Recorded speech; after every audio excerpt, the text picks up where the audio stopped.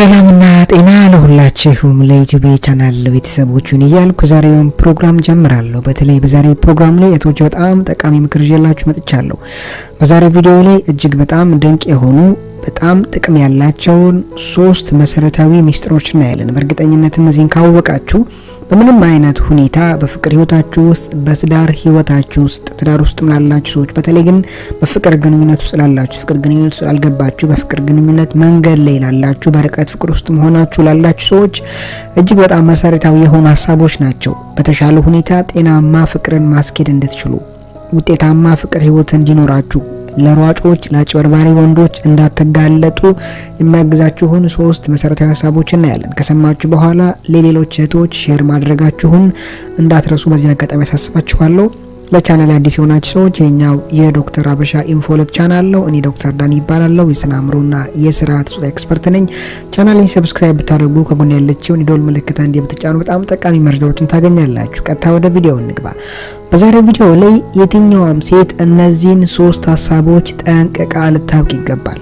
በተለይ በፍቅር ህይወት ውስጥ የተሻለ ፍቅር ህይወት እንዲኖርሽ የምትፈልጊ ከሆነ ከወንዱ ጋር ጤናማ ፍቅር ግንኙነት እንዲኖርሽ የምትፈልጊ ከሆነ እነዚህ ሶስቱ ሐሳቦች በጣም መሰረታዊ ናቸው። የመጀመሪያው አንድ ወንድ ልጅ አንቺ ጋር እንዲረጋ የምትፈልጊ ከሆነ ባንቺ ጋር በርጋታውም ደግሞ ካንቺ ጋር በጤናማ ፍቅር እስከ ትዳር እንዲቀጥል የምትፈልጊ ከሆነ ላንቺ ጤናማ ስሜት እንዲኖረው ባንቺ እምነት እንዲኖረው የምትፈልጊ ከሆነ የመጀመሪያው ወንዱ ውስጥ የሚፈጠሩ ጥያቄዎችን መመለስ መቻል አለብሽ። ምን ማለት ነው ይሄ?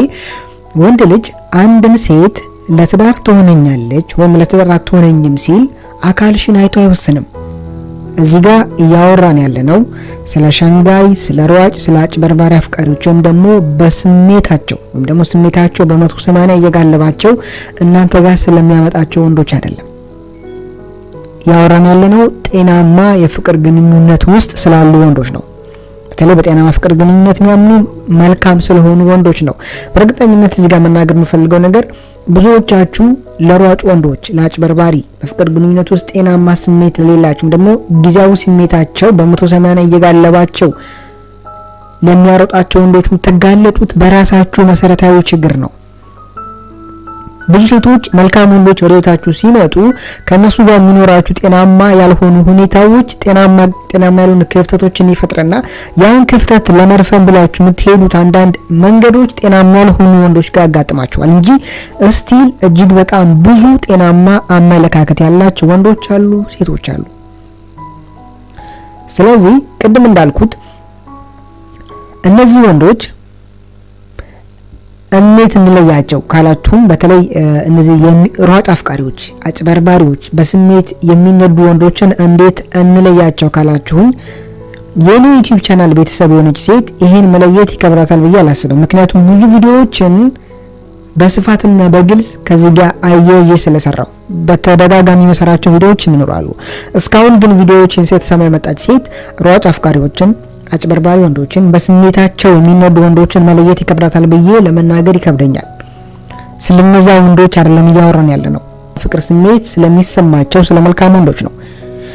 እና ልክ ሴቶች ይሄ ወንድ የእውነት ይወደኛል ያገባኝ ይፈልጋል ብለው እንደሚያስቡት ወንዶች ያስባሉ። ያ ጥያቄ መመለስ መቻል አለብሽ። ያን ጥያቄ መመለስ ከምትችይበት መንገድ መካከል ወንዱ ላይ ከሚፈጠሩ ጥያቄዎች መካከል እቺ ሴት ትሆነኛለች ወይ ትወደኛለች ወይ ወይም ታፈቅረኛለች ወይ የሚል ጥያቄ ወንዶች ጋር ይፈጠራል። ያን ጥያቄ መመለስ መቻል አለብሽ። እንዴት ነው ያን ጥያቄ መመለስ የምትችይው?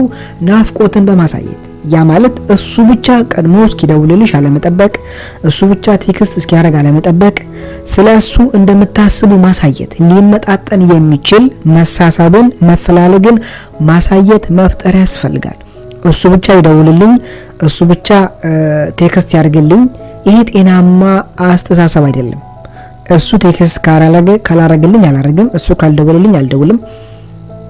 አሁን በባለፈው አንዳንድ ቪዲዮ ሰርቼ ነበር ከዚህ ጋር በተገናኘና በሆነ ቪዲዮ ላይ ወንድ ልጅ ቴክስት ይፍላችሁ ቶላት መልስ ብለህ ነበር አይነት ሐሳብ አይቼ ነበር ኮሜንት ላይ። እንደዛ አይደለም።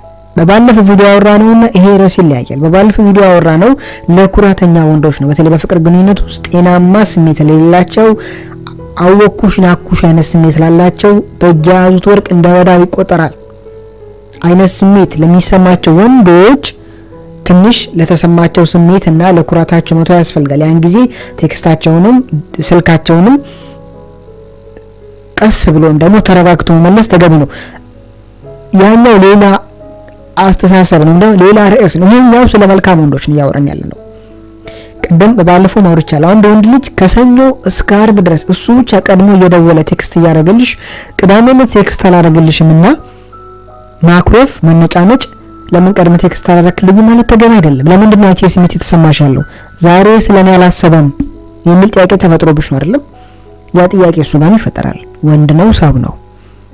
ስለዚህ እሱ ብቻ ይደውልልኝ እሱ ብቻ ቴክስት ያደርግልኝ ጤናማ አስተሳሰብ አይደለም። ከጀርባው ትዕቢት አጉል ስሜት ብለን እንጠራቸው አሉታዊ ኃይሎች ነው ይሄን አይነት ባህሪ እየፈጠረባቸው ያለው። ወንድ ልጅ ልክ እንደ ሴት መረጋጋትን ይፈልጋል። በሴቷ እርግጠኛ መሆን ይፈልጋል። በነገራችን ላይ ወንድ ልጅ ስሜቱ ሲጎዳም ቅርብ ነው፣ ሲደነድንም በዛው ልክ ቂመኛ ነው። ስለዚህ ይሄን ስሜት መፍጠር ያስፈልጋል። ወንድ ልጅ ላይ የተፈጠሩ ጥያቄዎችን መመለስ መቻል አለባችሁ። እናንተ ጋር የሚፈጠሩ ጥያቄዎች አሉ። ብዙ ጊዜ ሰው ማናገር ትፈልጋላችሁ። የልጅ የወደደኝ ነው ያፈቀረኝ ነው ወይ ምልክቶች ማየት ትፈልጋላችሁ። ያን ነገር ወንድ ማየት ይፈልጋል። በፍቅር ውስጥ የሚኖረው ባንቺና በሱ መካከል የሚኖረው መፈላለግ መጣጣም መቻል አለበት፣ መሳሳም መቻል አለበት፣ መመጣጣም መቻል አለበት። እሱ ብቻ ከሆነ ነገሮችን ያደረገ ያለው ይሄ ነገር እሱ ጋር እርጋታን አይፈጥርለትም። በኋላ ላይ አጉል ያልሆነ ስሜትን ይፈጥራል። አንዳንድ ሴቶች ያወቃችሁ መስሏችሁ መልካም ወንዶች ሲደውሉላችሁ ሲያወራችሁ ቴክስት ይጽፍላችሁ ቆይታችሁ መመለስ ቴክስት አንብባችሁ ዝም ትላላችሁ ተነጫነጫላችሁ አውቃችሁ እሱን ለማስቀናት ሌላ ነገር ውስጥ ትገባላችሁ። ያ ነገር በሰዓቱ በሁለታችሁ መካከል መራራቅን እየፈጠረው ደግሞ ለምሳሌ ማንኛውም ወንድ ሰው የሆነ ሰው በባህሪው አንድ ወንድ ልጅ የተለየ ባህሪ ለምሳሌ አንድ ወንድ ልጅ የሚያፈቅራችሁ ከሆነ ድንገት ይሄን ባህሪ ስታሳዩት ይበልጥ ያን ነገር ለማወቅ ሊጓጓ ይችላል። ያ መጓጓቱ እናንተ ጋር ይበልጥ ይሄ ልመና ሊመስላችሁ ይችላል፣ በእግራችሁ ስር የወደቀ ሊመስላችሁ ይችላል። ነገር ግን አንድ ወንድ ልጅ ሲደውላችሁ ሳታነሱ ስትቀሩ ይሄ ነገር ሲደጋገም ቴክስት ሲጽፍላችሁ ሳታወሩ ስትቀሩ ስትጠፉበት እንደዛ አይነት ሁኔታዎች ይለማመደውና በኋላ ላይ ልምድ አድርጎት ይዞት ወደ መርሳት እናንተን ከአእምሮ ውስጥ ከልብ ውስጥ ወደ ማስወጣት አይነት ባህሪ ሊገፋው እንደሚችል ማወቅ ያስፈልጋል። መከባበር በጣም ተገቢ ነው ፍቅር ውስጥ። ካልበለዛ በምንም አይነት መንገድ በእንደዚህ አይነት ባህሪ አንቺ ራስሽን አኮፍሰሽ በትዕቢት ምናምን ተወጥረሽ በምንም አይነት መንገድ ጤናማ ፍቅርን መመስረት አትችይም። ሁለተኛው ይሄ በጣም ልታሰምሩበት ፈልጋለሁ። ወንድ ፈልጎ አምኖበት እንዲመጣ ጊዜውን እንዲሰጣት ትፈቅድለታለች። በነገራችን ላይ በራስ መተማመኗ በፍቅር ግንኙነት ውስጥ አንድ ሴት በራስ መተማመኗን ከምታሳይበት መንገድ መካከል የሌላውን ስሜት ወይም ደግሞ ፍላጎት በማክበር ነው። አንዳንድ ሴቶች በራስ መተማመን አለን ትላላችሁ፣ ነገር ግን በራስ መተማመን የላችሁም። አንድ ሴት በራስ መተማመኗን ከምትገልጽበት መንገድ መካከል የተቃራኒ ጾታን ፍላጎት በማክበር ነው። አንዳንዶቻችሁ ይሄ ባህሪ የላችሁ። አንድ ሴት በራስ ተማመናለሁ ካለች የወንዱን ፍላጎት ማመን ያስፈልጋል። የወንዱን ውሳኔ ማክበር ያስፈልጋል። ፍላጎቱን አለመጫን በምንም አይነት መንገድ። ብዙ ሴቶች ግን በራስ መተማመን አለን ትላላችሁ፣ ግን በወንዱ ፍላጎት ላይ እጅግ በጣም ከባድ ተጽዕኖ ነው የምትፈጥሩት። ወንዱ በግዴታ እንዲያወራችሁ ነው የምትፈልጉት፣ በግዴታ። አንዳንዶቻችሁማ ትንሽ ቀን ከዘጋችሁ ስራ በስቶበት ሊሆን ይችላል። በሆነ ምክንያት ከዘጋችሁ ከሁለታችሁ አልፎ ጓደኞች ጋር ይደርሳል። ምን አድርጌው ነው ለምኑልኝ እስቲ ምን አድርጌው ነው ምን አጥፍቼ ነው አይነት ነገር ውስጥ ትገባላችሁ። ይሄ በራስ መተማመን አይደለም። አንድ ሴት ልጅ በራስ መተማመን አለኝ ካለች የሌላኛው ስሜት ማክበር መቻል አለበት። አንድ ወንድ ልጅ ሊያወራሽ ካልፈለገ ምክንያቱም ማወቅ አንድ ጉዳይ ነው። ለምንድን ነው ታወራኛ ለፈለከው የነገርሽ ፍቃደኛ ካልሆነ መተው ነው። አንድ ወንድ ልጅ አይ እኔ አንቺን እንደ ፍቅረኛ አላይሽም እንደ ጓደኛዬ ነው ማይሽ ካልሽ ኦኬ በቃ እሺ መዝጋት ነው አለቀ። ሌላ ነገር ውስጥ ትገባላችሁ። በራስ መተማመን አለን ትላላችሁ፣ ነገር ግን የምታደርጉት ድርጊት በራስ መተማመን እንዳላችሁ የሚያሳይ አይደለም። በራስ መተማመን ያላት ሴት የተቃራኒ ጾታ ፍላጎትን አትጫንም፣ አትጋፋም፣ ውሳኔውን ታከብራለች። ይሄ ሊሰመርበት የሚገባ ነው። በፍቅር ግንኙነቱ ጤናማ መሳሳብን የምትፈልጉ ከሆነ ወንዱ እናንተ ጋር ለእናንተ ይበልጥ አክብሮት እንዲኖረው የምትፈልጉ ከሆነ ፍላጎቱን አክብሩለት፣ ውሳኔውን አክብሩለት። ያ ማለት ግን ደግሞ ውሳኔውን አክብሩለት ማለት ደግሞ ሲጨማለቅ ሌሎች ነገሮች ሲገባ ዝም በሉት ማለት አይደለም። በራሱ መወሰን በሚችልበት ነገር ላይ ጣልቃ አትግቡ። እንዲደውልልሽ ቴክስት እንዲጽፍልሽ አታስገድጁ። ይሄ ፍላጎቱ ነው። በፍላጎት የሚሰጥሽ ነገር ነው። አምኖበት የሚያረጋው ነገር ነው። ያን የምትገነዘብ ሴት ናት ማንኛውም ወንድ የሚፈልጋት። ጫናት ፍጥም ጭቅጭቅ ውስጥ አትገባም። ማታ ለምን አላወራኸኝም፣ ትላንትና ለምን አላወራኸኝም፣ እንደዛ አይነት ጭቅጭቅ ውስጥ አትገባም። ምክንያት ማወቅና መጨቃጨቅ ይለያያል። ሶስተኛው በይሉንታ ወይም ደግሞ በማፈር ሳይሆን በሚጨበጥ ምክንያት ነው የምትመራው። እሱ እንዳይጎዳ እኔ ልጨፍለቅ በሚል ራስን ማታለል ውበቷን ወጣትነቷን ልቧን አትጎዳም። ብዙ ጊዜ የብዙ ሴቶች መሰረታዊ ችግር እሱ እንዳይጎዳ እኔ ልጨፍለቅ በሚል ስሜት ውስጥ ተነዱና በኋላ ለሲታዋችሁ እኔ እንደዛ አድርጌለት እንደዛ ሆኜለት ተገቢ አይደለም። ተረታችሁኛል አይደል? ፍቅር ውስጥ የአንድ ጾታ መጎዳት የአንድ ጾታ ብዙ ውለታ መብዛት አይደለም ፍቅርን ጤናማ የሚያደርገው። እሱ እንዳይጎዳ እኔ ልጨፍለቅ ተገቢ አይደለም። እህቶች ያንዳንዱ የምታረጉት ነገር በምክንያት ይሄ የምታረጊው በዚህ ምክንያት ያ የማታረጊው በዚህ ምክንያት ነው። ያ ነው በራስ መተማመን። ይህ ማለት ደግሞ ግን የተቃራኒ ጾታ ስሜትን መጉዳት ማለት አይደለም። ወይም ደግሞ ግትር መሆን ማለት ወይም ደግሞ እኔ ብቻ አውቃለሁ ማለትም አይደለም። ለምሳሌ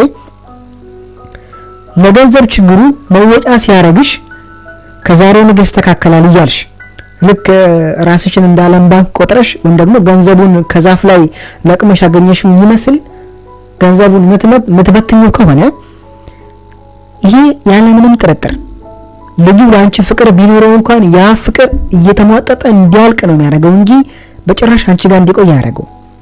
ያኔ እንደዛ አይነት ባህሪ ስታይ ለገንዘብ መወጫ እንዳደረገሽ ስታይ ይሄ ያን ጊዜ የኔ ወንድም እዛው የለመርክበት ማለት ካልቻልሽ አደገኛ ችግር ውስጥ ነው ያለሽው። በኋላ ላይ ከብርሽም ከገንዘብሽም ከልብሽም ሳትሆኚ ከባድ ስናምራውም አካላዊም ቀውስ ውስጥ ነው የምትገቢው። ስለዚህ ነገሮችን በይሉንታ ሳይሆን በማፈር ሳይሆን እሱ እንዳይጎዳ እኔ ልጨፍለቅ አይነት በዛ አይነት ስሜት ሳይሆን በምክንያት የማድረግ አቅም ከሌላችሁ ጤናማ ፍቅርን መመስረት አትችሉም። ያን የማድረግ አቅም ያላት ሴት ናት የተቃራኒ ጾታን ስሜትም ፍላጎትም ወደ ራሱ ማምጣት የምትችለው። አትሊስት በዛሬው ቪዲዮ ላይ አንድ ጠቃሚ ሐሳብ እንዳገኛችሁበት ተስፋ አደርጋለሁ። ሐሳብና አስተያየታችሁን ኮሜንት ላይ ጻፉልኝ። በቀጣይ በአስተማሪ ቪዲዮ እስከማገኛችሁ ድረስ ይሄን ቪዲዮ ሼር እንድታደርጉልኝ በትህትና ጠይቃችኋለሁ። ላይክ ማድረጋችሁን፣ ኮሜንት መጻፋችሁን አትርሱ። ቪዲዮውን ሼር ማድረጋችሁን አትርሱ። ለቻናል አዲስ የሆናችሁ ሰዎች ቻናሌን ሰብስክራይብ ማድረጋችሁን ከጎን ያለችውን የደውል ምልክት አንድ የመጫናችሁን አትዘንጉ። ብዙ ትጠቀሙበታላችሁ። በቀጣይ ቪዲዮ እስከምንገናኝ ድረስ መልካም ጊዜ ይሁንላችሁ። ባይ